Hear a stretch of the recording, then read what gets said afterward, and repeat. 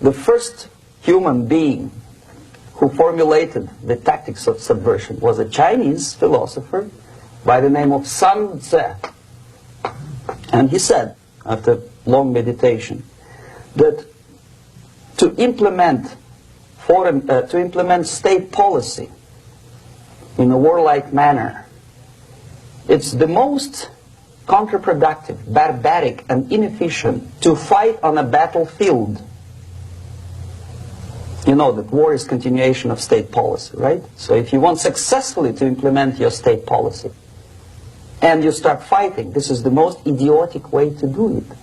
The highest art of warfare is not to fight at all, but to subvert anything of value in the country of your enemy, until such time that the perception of reality of your enemy is screwed up to such an extent that he does not perceive you as an enemy, and that your system, your civilization, and your ambitions look to your enemy as an alternative, if not desirable, then at least feasible. Better red than dead. That's the ultimate purpose, the final stage of subversion, after which you can simply take your enemy without a single shot being fired, if the subversion is successful. This is basically what subversion is. What subversion is, basically, it consists of 4 periods, time-wise. If we start from here and go this way, time, right? This is the beginning point. The first stage of subversion is the process which is called, basically, demoralization. It says for itself what it is. It takes from, say, 15 to 20 years to demoralize a society. Why 15 or 20 years? This is the time sufficient to educate one generation of students or children. One generation, one lifetime span of a person, a human being, which is dedicated to study, to shaping up the outlook, ideology, personality. No more, no less. Usually it takes from 15 to 20 years. What it includes? It includes influencing, or by various methods, infiltration, propaganda methods, direct contacts, doesn't really matter. I will describe them later. Of various areas where public opinion is formulated or shaped. Religion, educational system, social life, administration, law enforcement system. Sometimes when I describe all the methods, students ask me question, are you sure this is the result of the Soviet influence? Not necessarily. You see, the tactic of subversion, about which I'm talking, is similar to the martial art, the Japanese martial art. If some of you are familiar with that tactic, probably you will remember that if an enemy is bigger and heavier than yourself, it would be very painful to resist his direct strike. If a heavier person wants to strike me in the face, it would be very naive and counterproductive to stop his blow. The Chinese and Japanese judo art tells us what to do. First to avoid the strike, then to grab the fist and continue his movement in the direction where it was before, right? Until the enemy crashes in the wall. You see? So, what happens here? The target country obviously does something wrong. If it's a free democratic society, there are many different movements within the society. There are obviously, in every society, there are people who are against this society. They may be simple criminals, ideologically in disagreement with the state policy, conscientious enemies, simply psychotic personalities who are against anything. Right? And finally, there are a small group of agents of a foreign nation, bought, subverted, recruited. Right? The moment all these movements will be directed in one direction, right?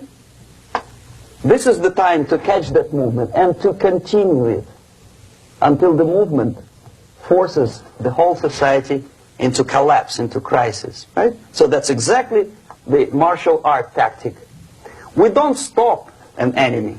We let him go. We help him to go in the direction we want them to go. Okay? These are the areas of application of subversion. What it means exactly. In case of religion, destroy it, ridicule it, replace it with various sects, cults, which bring people's attention, faith, whether it is naive, primitive, doesn't really matter. As long as the basically accepted religious dogma is being slowly eroded and taken away from the supreme purpose of religion, to keep people in touch with the supreme being, that serves the purpose. Therefore, replace it, accepted, respected religious organizations with fake organizations. Distract people's attention from the real faith and attract them to various different faiths. Education. Distract them from learning something which is constructive, pragmatic, efficient. Instead of mathematics, physics, foreign languages, chemistry, teach them history of urban warfare, natural food, home economy, your sexuality, anything, as long as it takes you away. Okay? Social life. Replace traditionally established institutions and organizations with fake organizations. Take away the initiative from people. Take away the responsibility from naturally established links between individuals, group of individuals, and society at large, and replace them with artificially, bureaucratically controlled bodies. Instead of social life and friendship between neighbors, establish social workers institutions. People who are on payroll of whom? Society? No. Bureaucracy. Power structure. Okay. The natural bodies of administration, which are traditionally either elected by people at large or appointed by elected leaders of society, are being actively substituted by artificial bodies. The bodies of people, groups of people, whom nobody elected. Never. As a matter of fact, most of the people don't like them at all, and yet they exist. One of such group is media. Who elected them? How come they have so much power? Almost monopolistic power on your mind. They can rape your mind. But who elected them? How come they have a nerve to decide what is good and what is bad for the elected by you, president, and his administration? Who the hell are they? Power structure slowly is eroded by the bodies and groups of people who do not have neither qualification nor the will of people to keep them in power, and yet they do have power. The next step is destabilization.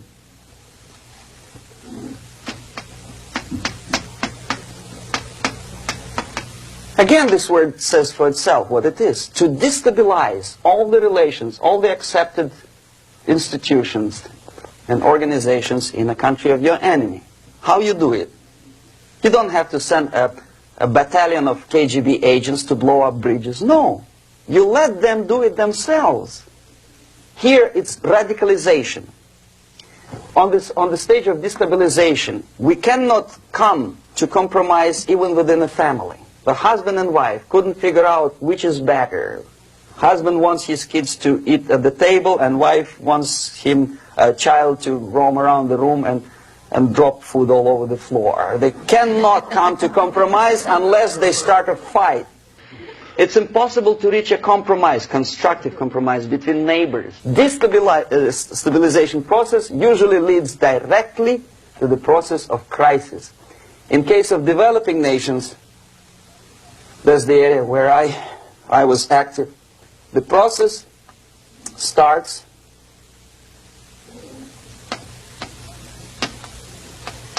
When the legitimate bodies of power, the social structure collapse, it cannot function anymore. So instead, we have artificial body injected into society, such as non-elected committees. You remember I was talking about them here. Social workers who are not elected by people, media who are self-appointed rulers of your opinion, some strange groups which claim that they know how to lead society forward. They don't usually. All they care is how to collect donations and sell their own concocted ideology, mixture of religion and ideology. Here, we have all this artificial body claiming power. If the power is denied to them, they take it by force. In case of Iran, for example, all of a sudden we have revolutionary committees. What kind of revolution? There was no revolution yet, and yet they had the committees. They were taking power of judgment. They had the power of execution, they had the power of legislation, and that they had the power of judicial. All of them combined in one person, who is half-baked intellectual, sometimes graduated from Harvard University or Berkeley. He comes back to his country and he thinks that he knows the answer to all the social, economical problems. Okay? Crisis is when society cannot function any more productively. It collapses, obviously. That's the word for crisis. Could be stopped right here, both as an expert and as an import. And that takes one step, one very important thing to do. You don't have to expel all the KGB agents from Washington, D.C. The most difficult and at the same time the simplest answer to the subversion is to start it here and even before, by bringing back the society to religion, something that you cannot touch and eat and put on yourself, but something that rules society and makes it move and preserve it. So the answer to ideological subversion, strangely enough, is very simple. You don't have to shoot people, you don't have to aim missiles and Pershings and cruise missiles at Andropov's headquarters. You simply have to have faith and prevent subversion. In other words, not to be a victim of subversion. Don't try to be a person who in judo is trying to smash your enemy and being caught by your hand. Don't strike like that. Strike with the power of your spirit and moral superiority. If you don't have that power, it's high time to develop it. And that's the only answer.